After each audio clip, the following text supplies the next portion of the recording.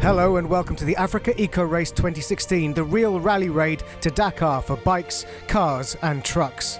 Today, our third day in Mauritania, like the traders in the Middle Ages and millions of pilgrims en route to Mecca, the competitors will gather at the incredible medieval town of Shingeti, a UNESCO World Heritage Site and a significant landmark in the history of rallying, before hitting Stage 8.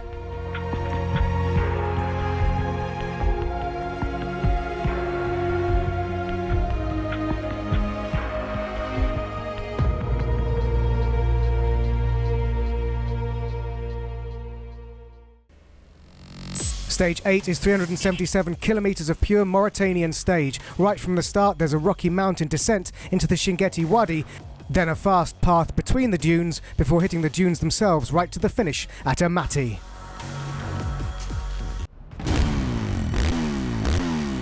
With 8 riders, Desert Rose is the biggest team of bikers at this year's AfricaEcoRace, and team boss is Patsy Quick. I did Dakar from 2003 to 2006. It took me 4 attempts to get there, and finally I did. I watched people like Patsy, our team manager, and Zippy go all the way to Dakar on the television, and it just gave me a flavour for it, and it was something that I've wanted to do, and I knew I had to do it before I got too old as well. You know you're here when you see the Bedouin out there in the desert and you see the camels out there. You feel Africa. AfricaRace is the real Dakar.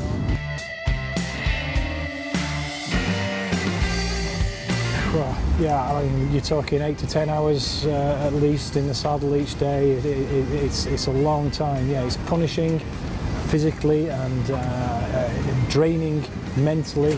The concentration required for the navigation and to ride the bike. I love the openness of the desert. It just feels fantastic, and it's very difficult to explain to anybody who hasn't been there how magnificent it feels out there, and the sense of you have to take care of yourself, even though there's a little box on the bike telling everybody where you are and help is not too far away with 3 helicopters. It doesn't actually feel like that when you're there, like going along at 120 kilometers an hour and just the sun above you and the desert beneath you. It is a spectacular feeling.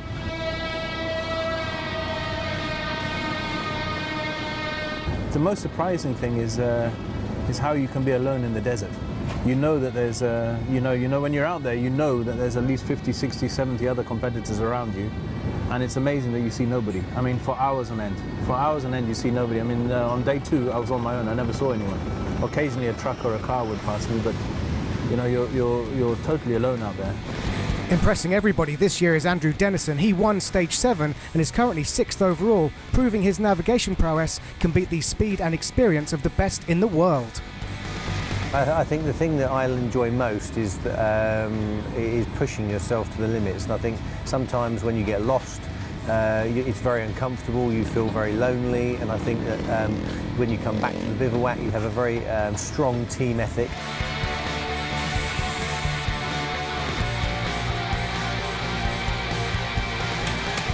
When you've got your navigation going on, the riding's going well, it's really a dream. You know, you feel it out there.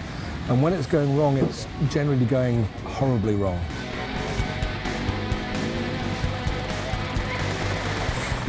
On one of the days, my handlebars broke off in my hands while I was going along, and it was a pretty surreal experience. But the guys have fixed my bike and I got going again. Desert Rose racing is very much about the team. You know, no one is number 1 rider. Everyone is treated equal. The riders do get a sense that the organisers of AfricaEcoRace, and their team want them to get to the finish, and that is really important. Well, stage 8 today proved to be a really punishing stage. Difficult, much more difficult than anticipated. Here you see Norbert Dubois, the Frenchman, on his KTM. And you can see he's picked up some greenery on the left-hand side of his bike, managing to carve his way through the soft sand.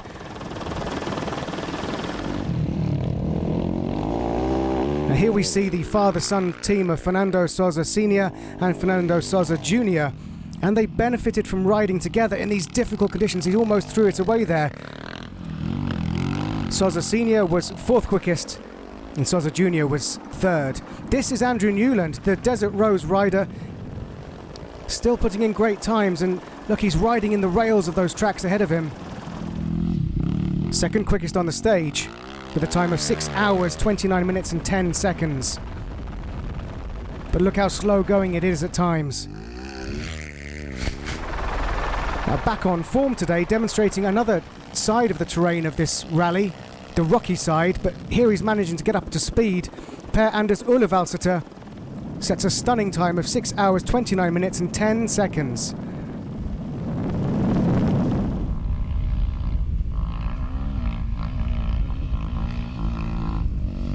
The big dunes is so soft. I tried a little bit, but the bike just go down. Some places not possible to ride in the dunes, so. But like today we was much on the rocky roads, very small dunes and rivers all the time. Very slow. Well, he didn't look slow to us, Per Anders, but I guess it felt that way to you. Look at that. 3 of the top 6 are from Desert Rose Racing. Another stage win for Ulevalsiter, which means he continues to lead the rally overall.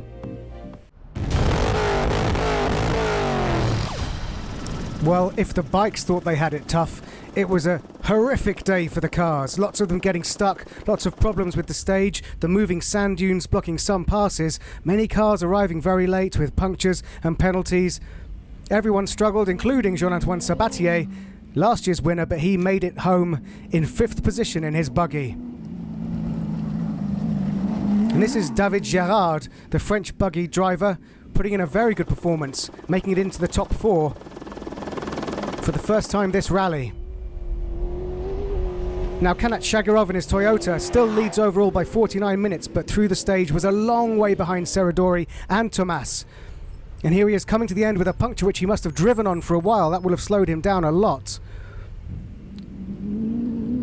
Pascal Thomas, having not so many problems, came in 2nd position with a time of 6 hours, 6 minutes and 20 seconds. Clearly this was a stage for the buggies rather than the cars, which shows just how well Kanat Shagarov was driving in that Toyota. Now all the way through the stage, Mathieu Serradori was way ahead. But then he gets stuck in the soft sand on the dunes, loses a lot of time here, digging himself out of the sand, his lead slipping away, and then coming to the finish, he's being waved away because he's approached the finish line from the wrong direction. Disaster. He had a huge lead and he's thrown it all away. He says, I was ahead of the Toyota at all the control points. Then just 10 kilometers from the end, it's lost. Disaster. We lost 40 minutes. It's lost. On avait plus de 40 minutes d'avance sur Devastated. le total.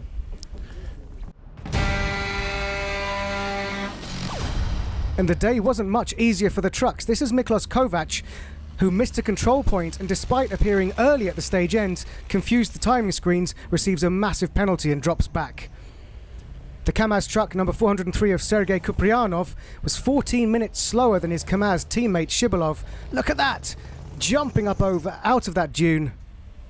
Ahead of him, Elisabetta Jacinto, the Portuguese woman in her MAN truck, 6 hours, 33 minutes and 55 seconds. A grueling 377 kilometers. This is Thomas Tomacek, last year's winner with a time of 6 hours and 31 minutes, is 2nd on the stage. As yes, that was a spot of rain on the lens. A couple of bizarre light showers made the day in the desert even more complicated. But this is the stage winner for trucks. It's becoming a familiar sight. A time of 6 hours 20 minutes, 11 minutes ahead of Tomacek. The self-named Blue Lightning crew strike again. They've won 6 of the 8 stages so far.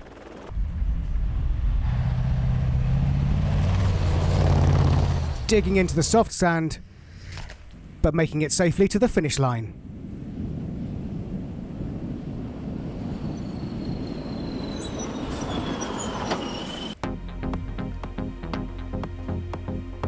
Well, an absolutely crazy stage sees 3 trucks in the top 6 and the 2 French buggies ahead of the Kazakh Toyota.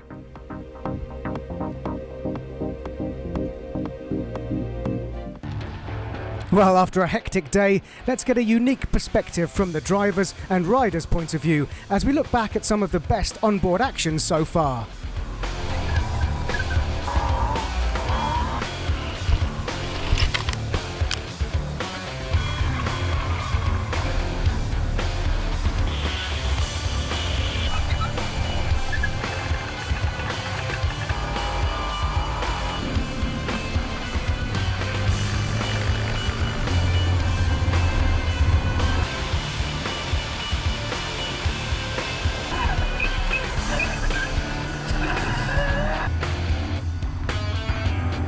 Nowhere in the world do you get spectacular action like this. Thanks for watching. Come back tomorrow when the Africa Eco Race continues.